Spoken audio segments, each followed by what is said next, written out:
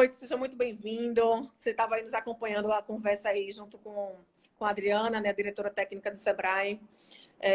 A gente vem acompanhando aí todo o trabalho que a Federação Brasileira de Hospedagem e Alimentação vem fazendo, extremamente muito proativo, uma entidade muitíssimo importante, né, tanto para o setor de hotelaria quanto para o setor de alimentação. Presidente, a gente está passando aí por um momento que a gente sabe que esses setores foram os primeiros a entrarem na crise e provavelmente vão ser os últimos a saírem, né? Então, dando as boas-vindas aqui e iniciando aí a primeira pergunta para você, né? Que o impacto que para os empresários que tá sendo muito alto, né? A gente sabe que toda essa conversa que eu estava tendo agora com a Adriana, a gente sabe que as empresas estão fechadas e não sabe o que será o seu dia de amanhã, né? Então, qual seria o papel da Federação Brasileira de Hospedagem e Alimentação dentro desse contexto? Né? E como é que vocês podem contribuir com esse empresário que está nos assistindo aqui? Bom, Tatiana, é um prazer falar com vocês, seus ouvintes da Feira HFN. Dizer que sinto honrado ter sido convidado para estar com vocês no Instagram aqui. E reportar que desde os primeiros momentos, ainda antes da decretação do estado de pandemia, o Ministério do Turismo nos chamou, junto com outras entidades co-irmãs, para nós podermos avaliar a situação do que estava para se desenhando, né, de maneira geométrica, em termos de prejuízo, fechamento, demissões e várias outras situações que se apresentavam. Independente como o Sebrae falou anteriormente, de que majoritariamente o setor ainda é composto de pequenas e micros, o fato é que você tem um sem número de empresas independentes, tanto no setor de hotelaria quanto de alimentação fora do lar, que também estão se ressentindo desse impacto e estão sofrendo tremendamente em toda a cadeia do nosso setor. Quando a gente foi chamado pelo Ministério, nós discutimos aquilo que depois o próprio emitor solidificou, detalhou, que seria uma atuação em três frentes. Primeiro, trabalhista, acima de tudo, que a 936 demorou um pouco, mas acabou saindo no dia 1º de abril. Creditícia, quer dizer, quais os fatores que poderiam o governo poderia ajudar para poder mitigar os efeitos do que a gente estava passando ou está passando. E o outro processo foi um processo que envolvia também como nós podemos nos relacionar com os nossos clientes, fornecedores, porque muitos dos hotéis receberam depósitos antecipados para garantia de datas de feriados, que é o caso de abril, né, muitos deles, e tinham depósitos antecipados com garantia e que, eventualmente, esses clientes já estavam pedindo a devolução desses depósitos porque não tinham condições de viajar. Além disso, o outro fator que também nos preocupava era a questão tributária, ou seja, como se poderia avançar na questão da postergação, ou melhor, diferimento de vários tributos que se apresentavam, porque muitas empresas, com a sustação de caixa de imediato, estavam até sem recurso para pagar a folha de março. Imagina, então, a questão da folha de abril. Então, a nossa vertente foi trabalhar nesses três segmentos, junto com o Ministério do Turismo e junto também com o próprio Ministério da Economia, através da Secretaria de Produtividade e Empregabilidade, junto com o secretário Carlos da Costa, no sentido da gente poder criar cenários o mais rápido possível. E a batalha, a demanda foi muito no sentido de customizar essas redações, colocando nossas demandas, nossas angústias e as especificidades e filigranas do setor, dado que o Ministério da Economia, conforme palavras do próprio secretário numa live conosco, falou que eram mais de 170 setores pedindo para atendimento de suas especificidades. Perfeito. O Daniel Teixeira, ele está falando aqui com a gente. Como agir diante de tanta insegurança jurídica? Posso fazer acordos individuais com os funcionários ou somente após a definição do colegiado do Supremo sobre a MP 936? A sentença, né, do ministro Lewandowski, atendendo uma ação da rede, foi extremamente maléfica, se bem que, lendo detalhadamente a primeira sentença, a gente viu que ele não estava impedindo que os acordos fossem feitos, mas, claro, ele dava um viés ali que, se o sindicato laboral quisesse criar problema, poderia travancar ou algumas medidas que já estavam sendo implementadas dentro da própria possibilidade da 936. Hoje, o ministro Lewandowski, atendendo uma solicitação de embargos de declaração, que são aquelas ações judiciais que pedem para ele aclarar a sentença, ele deixou muito claro que não há empecilho para os acordos individuais, então os empresários podem fazer seus acordos individuais com seus funcionários, devem cumprir o rito da 936, ou seja, informar não só na web, né, do governo, mas também informar o próprio sindicato, de maneira eletrônica, sem explicar ou sem esperar réplica, né? Mas nós sabemos de alguns casos do Brasil afora que o sindicato laboral tem respondido, tem criado problemas. Mas eu acho que com os embargos de declaração respondidos hoje em ação da AGU, isso ficou para trás e ficou sanado. Claro que o pleno, no dia 16, quando se reunir e falar definitivamente sobre isso, vai dar uma segurança jurídica, porque o grande problema é: esse meu funcionário vai me ajuizar mais tarde, dizendo que eu suspendi o contrato baseado numa medida provisória que, por seguinte, não tá nem aprovada ainda. O pleno dizendo da constitucionalidade da MP vai deixar todo mundo mais tranquilo e não vai permitir que juízes trabalhistas possam desenvolver teses espúrias, não diria, mas contrárias à medida provisória num momento tão importante, quando as empresas precisam sobreviver e também querem dar uma tranquilidade para os seus colaboradores. Perfeito. Alexandre, tem algumas pessoas que estão nos assistindo que certamente estão se perguntando, né? Muita gente tem um esclarecimento, mas muita gente não sabe ainda do que se trata exatamente a medida provisória 936. Ela fala do quê? Qual é o apoio que vai dar ao empresário? Bom, ela é uma medida extensa, mas vamos se ater aos dois principais itens dela. Ela permite que você suspenda os contratos de trabalho, né? De maneira que você bote o seu funcionário em casa.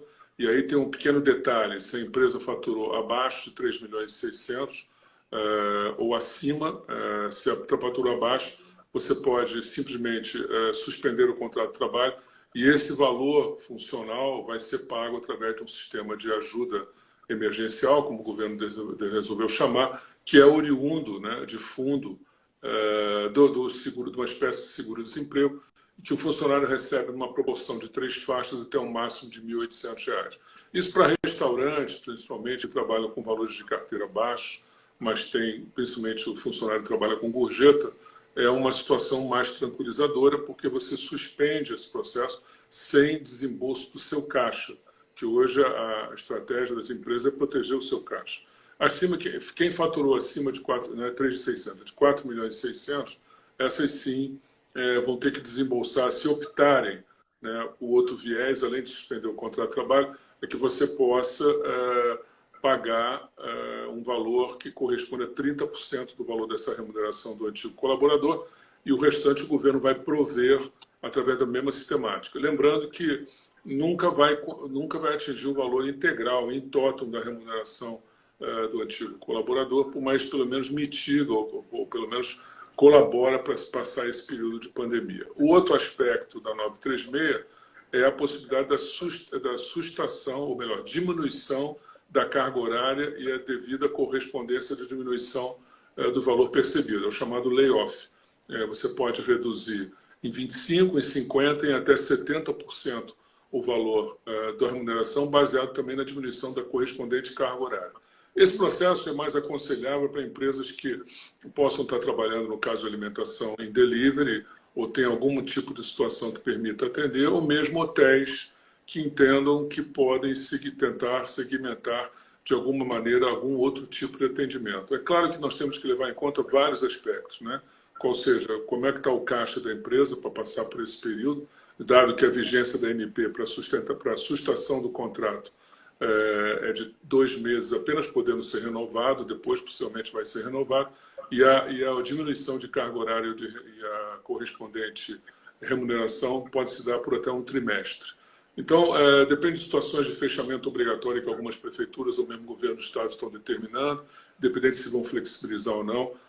O empresário tem que olhar a peculiaridade daquilo que melhor lhe atende. Lembrando, né, e aí é importante também não deixar de ressaltar, que existe uma outra medida provisória que já regulamenta a questão de você obter crédito para a folha de pagamento. E aí surge um primeiro problema, que a gente já reportou, e amanhã nós vamos ter uma reunião remota com o presidente da Câmara, Rodrigo Maia, para tratarmos desse tema, que é a questão de quem tem pendências na Previdência Patronal com notificação em dívida ativa, não tem condição ou não vai conseguir pegar o financiamento da folha de pagamento. É bem verdade que no dia 17 de março, o ministro Guedes promulgou uma portaria em que permite que você negocie essa pendência pagando 1% em dívida confessa, mesmo não estando resolvido de ajuizamento ou estando discussão também administrativa, você declara conformidade de que você aceita o débito, você reconhece o débito, paga 1%,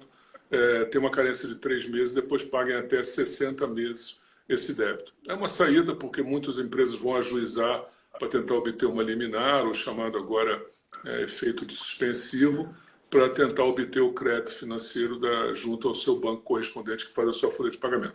Mas, basicamente, a 936 versa sobre essas duas possibilidades, qual seja, ou suspensão do contrato de trabalho em layoff, a suspensão do contrato de trabalho, ou a diminuição da carga horária e do correspondente remuneração baseada na sistemática de 70, 25, 50 e 70% da sua disponibilidade do seu colaborador. Perfeito. Muita gente aqui, enquanto a gente estava conversando com a Adriana, perguntou sobre a questão de aluguel. Né? Não sei se existe alguma medida provisória, se existe algum pleito que vocês já estejam fazendo. A gente está sendo bastante perguntado aqui nessa live sobre esse assunto, sobre a questão de aluguel. Né? Se existe alguma coisa já formalizada ou algum pleito já realizado junto ao governo federal em relação a esse assunto. Nós fizemos um pedido ao governo federal, ao Ministério da Economia, para ver a possibilidade de suspensão das questões de cobrança do aluguel nesse período. Não é possível, porque o aluguel é um contrato perfeito, logicamente que tem uma pandemia, tem que ser levado em conta, mas o que o governo tem sugerido é que, aliás, o governo promulgou a possibilidade de não haver despejos.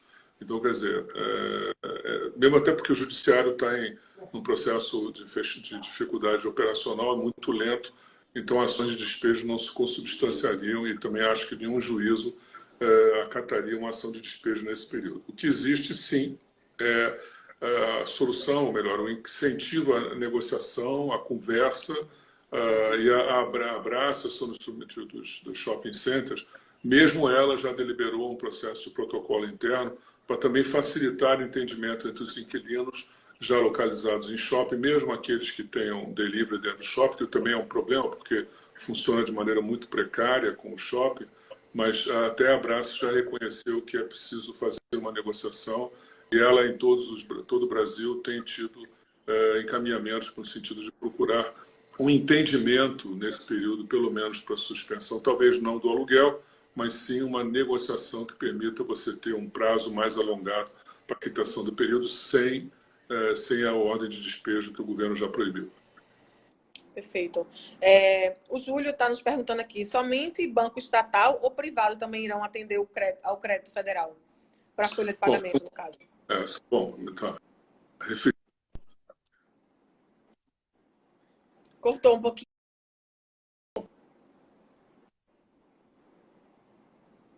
Mais do crédito generalizado.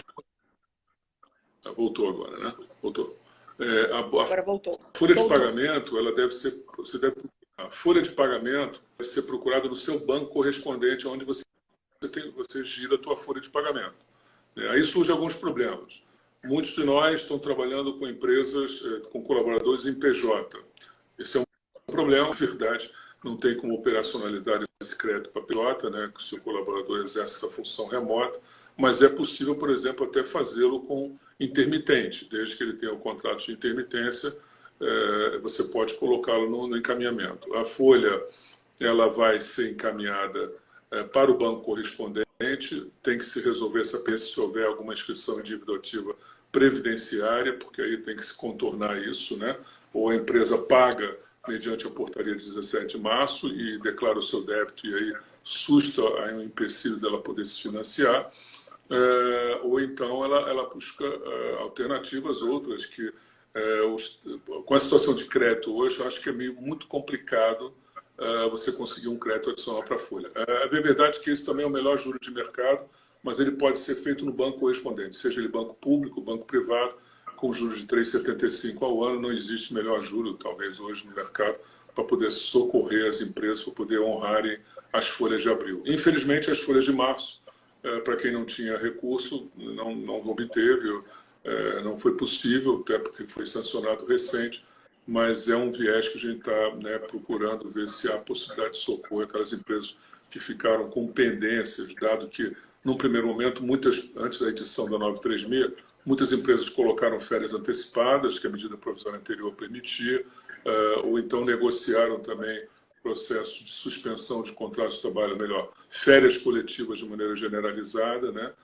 As negociações com os sindicatos laborais foram muito profícuas no primeiro momento, então houve condições de suspender contratos de trabalho coletivamente ou discutir também processos de afastamento, também discussão de rescisões parceladas em vários aspectos. Uma coisa que me preocupa muito, Tatiana, é a questão do crédito generalizado, ou seja, como as empresas vão obter crédito de capital de giro, né? O governo anunciou, através do Ministério do Turismo, um aporte não tão substancial assim, 300 e poucos milhões do BNDES no Fungetur. O Fungetur ele pode ser operado através de bancos correspondentes também, a maior parte deles gerido pela Caixa, mas a Caixa subestabelece, vamos dizer assim, outros bancos para operarem. É um juro interessante, mas o governo postergou as certidões positivas, vamos dizer assim, de fevereiro por mais 3 a 6 meses, dependendo da certidão. Então, em tese, quem estava bem ou adimplente em fevereiro tem condição de pegar recursos adicionados. O problema é que é muito pouco e os recursos são muito demandados. Então, acho que a análise creditícia vai ser lenta, as empresas vão ser, os bancos vão... Voltamos. Alexandre, caiu. É que o assunto está tão interessante que aí a gente extrapolou aqui o tempo, mas já estamos retomando aqui. Você pode dar continuidade ao que estava colocando aqui conosco. Não, pois é. Então, só para terminar nessa parte, eu diria que o grande problema hoje é crédito, né? Existe um empossamento bancário, principalmente pelo risco que os bancos avaliam. Na questão da folha, menos, porque o banco só vai aportar, a banca só vai aportar 15%. Mas na questão de outros fundos ou outros tipos de capital de giro, isso é um problema, porque a gente está sentindo um pouco de receio dos bancos no sentido de concessão de crédito, principalmente para o turismo, que vai ser o último setor, na minha opinião, que vai sair dessa situação. É bem verdade que os adiamentos, tanto de financiamentos do BNDES, de bancos regionais, foram todos adiados, quer dizer, postergados, com diferimento de 2 a 3 meses. Mesmo financiamentos com bancos privados, ou com a Caixa, ou com o Banco do Brasil, também foram adiados por 2, 3 meses.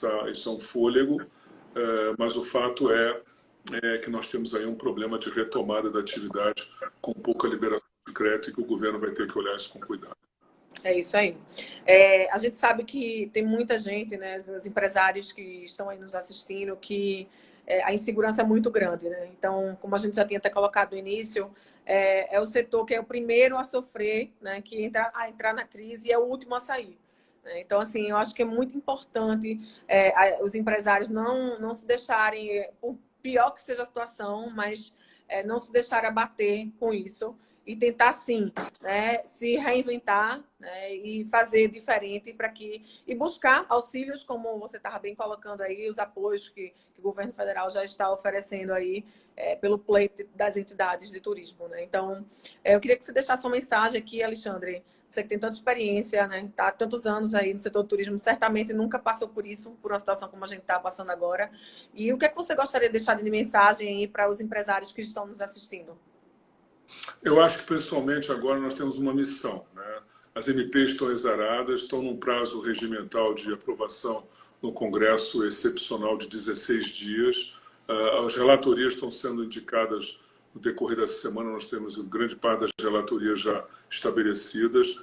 A Federação, junto com algumas outras entidades, encaminhou várias sugestões de emendas que foram recepcionadas pela APEL da CNC, do qual nós estamos vinculados, e foram acatadas por vários parlamentares. Então, nós temos quase uma centena de emendas variando por várias MPs.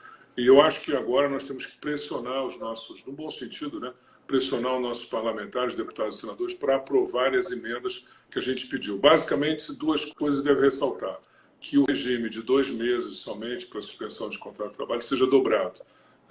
Falando com o Ministério, eles já estão sensíveis a isso. Devem também acatar, mas é importante que, no primeiro momento, a gente afine o discurso entre o Legislativo e o Executivo, mas, com certeza, essa MP, a 936, precisa ser duplicada, ou seja, nós temos que ter pelo menos 4 meses de suspensão de trabalho e 4 meses também de renegociação de carga horária e diminuição do recurso a ser pago ao funcionário. Existe um outro problema também das grandes empresas, que é a questão de acima de 10 milhões. É bem verdade que a gente pode pensar que as empresas que faturaram acima de 10 milhões devem ter uma reserva de caixa, mas o fato é que essas empresas, às vezes, têm milhares de funcionários. E aí, como elas não foram contempladas na MP, a situação delas também é uma situação com zero de faturamento, é uma situação que, rapidamente, se elas não tiverem um tratamento diferenciado, elas vão fazer água, vamos dizer. Não vai ser possível aguentar, por mais que exista uma reserva técnica ali para suportar isso. Outro aspecto que nos preocupa, principalmente para os hotéis, é a questão de consumo de energia elétrica junto à ANEEL. Isso é uma dificuldade, porque a ANEEL, através de um ofício da FBH, recepcionou a ideia de mexer na demanda contratada para aqueles empreendimentos que estavam em hora sazonal. Então, ela baixou, mas não na proporcionalidade que a gente queria, ela baixou a demanda para ficar compatível e proporcional com o consumo. Então, nós precisamos, nesse período, sustar a demanda contratada, porque não vai existir caixa, as empresas estão fechadas, então é importante nós termos um tratamento, nós estamos discutindo com a ANEEL esse processo também. E, por último, a questão da Senacom, que foi atendida, o Ministério da Justiça com o Ministério do Turismo, conseguiu suspender, através de uma MP, a negociação com os nossos clientes para discutirmos, após a pandemia, a devolução dos valores e negociação a longo prazo após o final do ano. Eu deixo uma mensagem de otimismo, se der possível. Alguns de nós não vão sobreviver, a gente tem ciência disso, mas eu acho que o mais importante agora é a informação. Então, eu sugiro, procure seu sindicato, procure a sua associação, interaja coletivamente, procure o seu parlamentar, faça os encaminhamentos das demandas, porque muito das nossas saídas vão estar em medidas legislativas que vão poder dar um hiato de tempo para a gente poder respirar e conseguir se reerguer ou se reinventar a partir do meados de julho, talvez início de agosto, que é a previsão que a gente está sentindo que o turismo deve começar de novo a ter demandas. Pelo menos a gente está percebendo isso. A partir de agosto, no caso, a expectativa a partir de agosto, você acredita que já vai estar retomando tudo?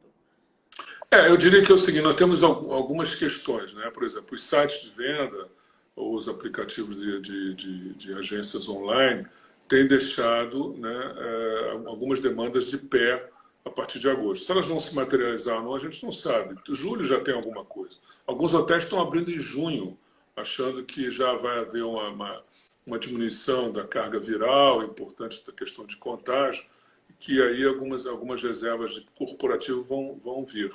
Eu temo um pouco isso, porque eu acho que mesmo que venham umas viagens de corporativo, a gente vai incorrer inexoravelmente numa guerra tarifária. Quer dizer, os hotéis vão baixar muito os preços, pensando que vão poder carrear um volume mínimo, mas ainda pequeno, incipiente, de corporativo para suas dependências.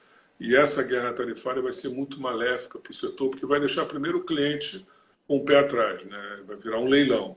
Segundo, que você acaba comprometendo com uma receita baixa todas as medidas preventivas em termos de sanitização, segurança junto ao seu ambiente, dos seus colaboradores, para receber esses hóspedes num momento tão recente do decaimento da área de contaminação. A gente não vai ter esse processo, né, cessado em tão curto prazo de tempo.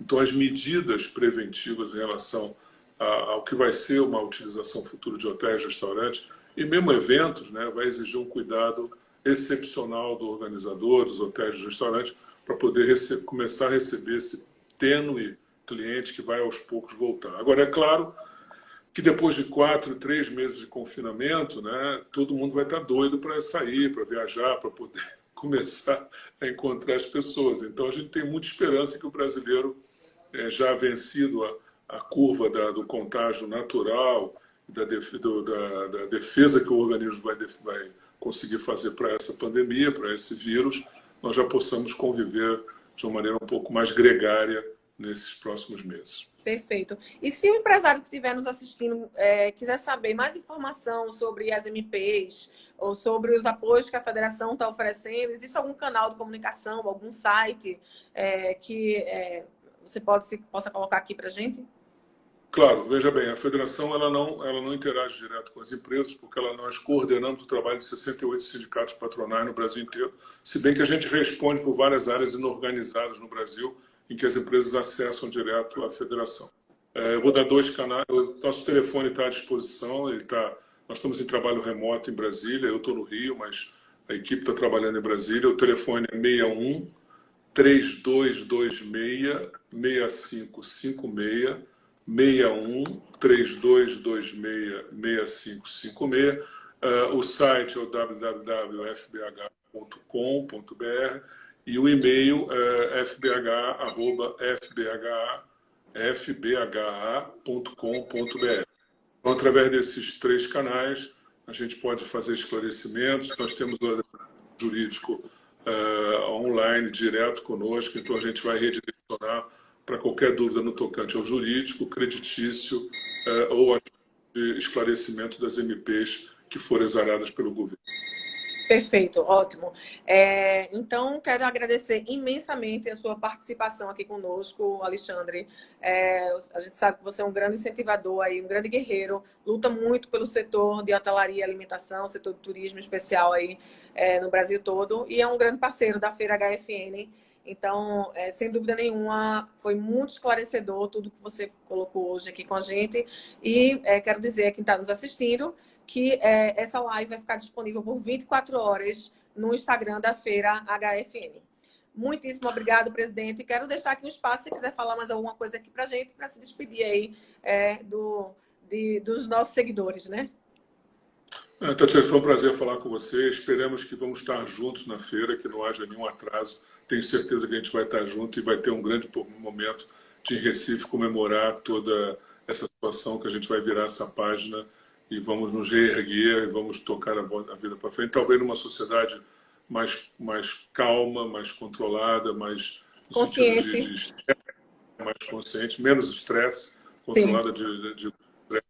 E cuidando mais da saúde também, né? Acho que a gente tem que olhar um pouco isso. Isso e eu aí. acho que a HFN vai ter um mote que seria questões com esse viés dentro da feira, com certeza você vai ter aí uma grande oportunidade de explorar essa possibilidade da feira, que a gente vai se encontrar lá no segundo semestre. Vamos sim, vamos explorar juntos, se Deus quiser. Fazer um trabalho... A gente sempre gosta de ouvir a necessidade do mercado, né? Eu acho que isso é um grande diferencial da Feira HFN. Então, é isso aí. A gente vai ter o que o mercado estiver precisando, a gente certamente vai fazer uma pesquisa para saber o que é essa grande necessidade e o que é, principalmente hoje, a humanização do processo, que sempre a gente prezou muito por isso, né? Eu acho que a gente trabalha com feiras de negócios, a questão do face-to-face. Mas a gente já vem, inclusive, trabalhando muito a parte online, fazendo com que a gente conecte fornecedor e comprador 365 dias por ano, mas a gente não deixa de estar olhando no olho um do outro, como a gente está aqui hoje, né? E poder estar, inclusive, junto com tanto os nossos expositores quanto os nossos visitantes aqui, através dessas lives, né? Que a gente está fazendo semanalmente. Então, muitíssimo obrigada mais uma vez. Espero a gente poder estar junto aí. Vou convidá-lo para você puder ter disponibilidade de falar mais aqui com a gente, que sem dúvida nenhuma contribuiu muito aí com os nossos seguidores. Obrigada, presidente. À disposição, sucesso, vamos estar juntos. Um abraço. Grande abraço a todos.